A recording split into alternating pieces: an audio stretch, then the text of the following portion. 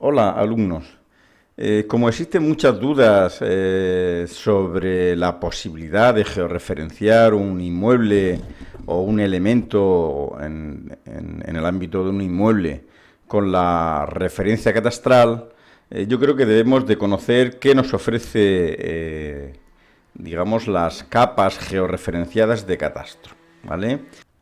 Bueno, pues en esta carpeta me he descargado de la oficina virtual del catastro las, digamos, capas, ámbitos territoriales que están georreferenciados en el catastro, ¿vale? La primera capa o una de las capas que me he bajado es el ámbito territorial de, básicamente, pues del municipio, ¿de acuerdo? Es decir, no hay un punto concreto, sino que el ámbito territorial es todo. La siguiente capa que está por debajo de la capa mapa es la capa hojas y que lo que hace es dividir el municipio en lo que se denominan hojas territoriales. En definitiva, representan unas dimensiones de 1 kilómetro por medio kilómetro del territorio. Tampoco tiene un punto concreto, sino que el punto es la totalidad de la superficie. Veamos la siguiente capa, que sería la masa, ¿vale? Bueno, pues la masa es otra división territorial que lo que hace es agrupar distintas parcelas, ¿vale? Vamos a ir a un ejemplo que tengo aquí preparado para que lo comprendáis. Bueno, esto es en la zona del Corte Inglés y si vemos la hoja que hemos dicho antes, bueno, pues este es, digamos, la hoja. El ámbito territorial es este de la hoja. Sin embargo, la masa lo que hace es reducir más la superficie que abarca. En este caso, pues es esta. Vamos al marcador que me he colocado. Vale, pues la masa sería el ámbito territorial. Voy a quitarle la fotografía. El ámbito territorial definido por una serie de parcelas, ¿vale? Y la superficie o el ámbito territorial inferior y que está georreferenciado por el catastro es la parcela. Ya vemos que la masa tiene una superficie superior y dentro de esa masa ahí está la división territorial de lo que siempre conocemos como parcela. Bien, pues no existe una capa que amplíe la ubicación geográfica de un inmueble en concreto. Es decir, a pesar de que haya un local aquí, o un local, una vivienda en esta posición, o una entrada de vehículos aquí, no existe una capa que haga referencia geográfica a ninguna posición. Si comprobamos esto, por ejemplo, la capa esta de la parcela 17, lo que señala es la ubicación global de la parcela. Si yo hago un cruce con la referencia catastral de la parcela, lo que me va a señalar es esta parcela, no un local, por ejemplo, que se haya podido transmitir cuya ubicación es esta, ¿de acuerdo?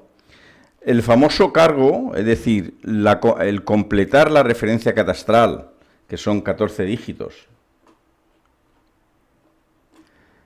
con el cargo, que son los dígitos que siguen a la referencia catastral de 14 dígitos, esos dígitos no es una división territorial, es decir, los 6 restantes dígitos de la referencia catastral no señalan un punto geográfico en concreto. Es decir, esos dígitos son simplemente una división administrativa, ¿de acuerdo? Por lo tanto, el que yo tenga una parcela, digamos una referencia catastral con los 20 dígitos, lo máximo que me va a acercar geográficamente cuando yo busco, por ejemplo, una parcela catastral con los 20 dígitos es a la parcela en su conjunto. No obstante, la propia capa de parcela descargada de catastro, además de identificarnos lo que es la parcela en su conjunto, internamente también nos facilita un punto concreto de la parcela, que suele ser el centroide de la misma. Si observamos la parcela en cuestión y vemos los datos que tiene, vemos que además de dibujarnos, digamos, el perímetro de la parcela, hay un dato en concreto, que es el campo X y el Y, que nos identifica un punto concreto, pero un punto dentro de la parcela, que lo normal es que sea el centroide de la misma. En algunos casos, pues puede variar de posición. Vamos a verla. Esta capa la hemos convertido para que nos enseñe, en vez de lo que es el perímetro de la parcela, nos enseñe ese punto en concreto. Daros cuenta que el punto de la coordenada geográfica que nos da esta parcela, esta coordenada geográfica es en concreto este punto en concreto. Pero es este punto que puede coincidir con algún centroide de alguna construcción, algún centroide de la parcela, o incluso yo he llegado a pensar que pudiera ser los números de entrada de los portales, pero tampoco, ¿de acuerdo? Para ver un ejemplo de esa utilización de la referencia catastral de 20 dígitos, cruzándola con un padrón fiscal, hemos hecho pues una prueba, ¿vale? Este es el padrón fiscal de la entrada de vehículos, que si vemos los registros, tienen cada uno de ellos pues su referencia catastral con los números de los cargos, ¿de acuerdo? Daros cuenta que estos son los primeros 14 dígitos y a este campo se le suma los 6 restantes.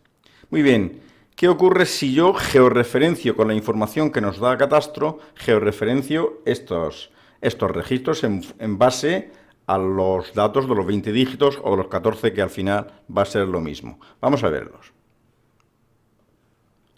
Yo directamente le voy a decir que irme a la zona y vemos que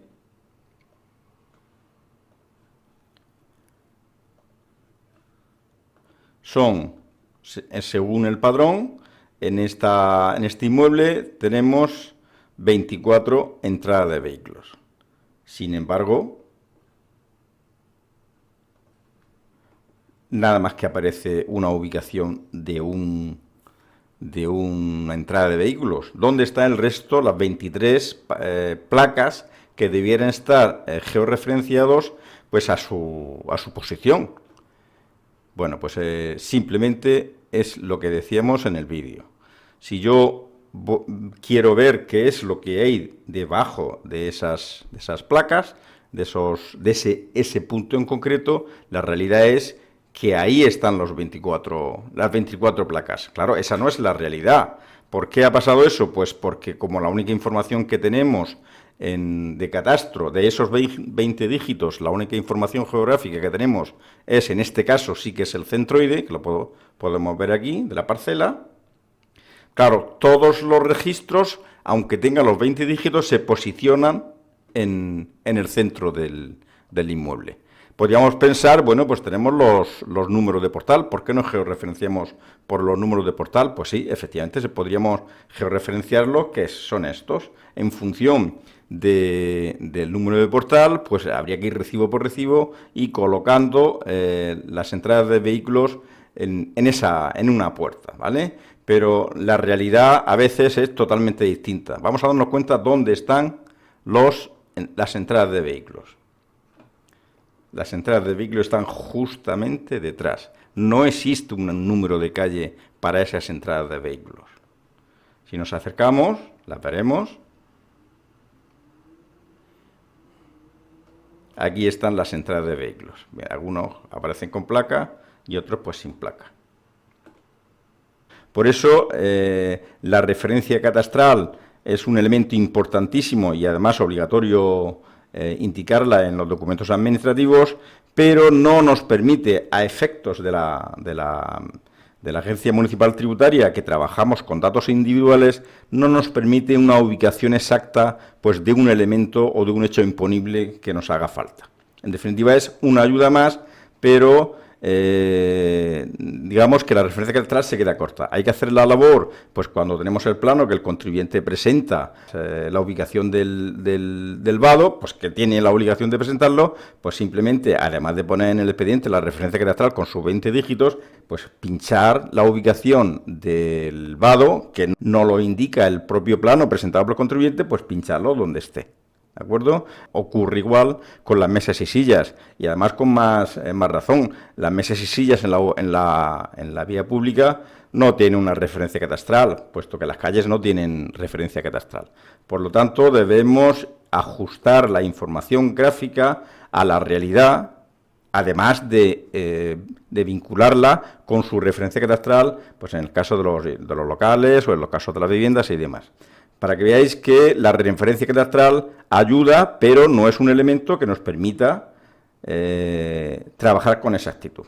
Daros cuenta que a pesar de que estos 24 registros tienen todo su referencia catastral, pero cuando vamos a referenciarlo, como la única información gráfica que nos da el catastro en sus capas es el centroide, pues todos los registros del padrón de entrada de vehículos, pues se ponen en el centro.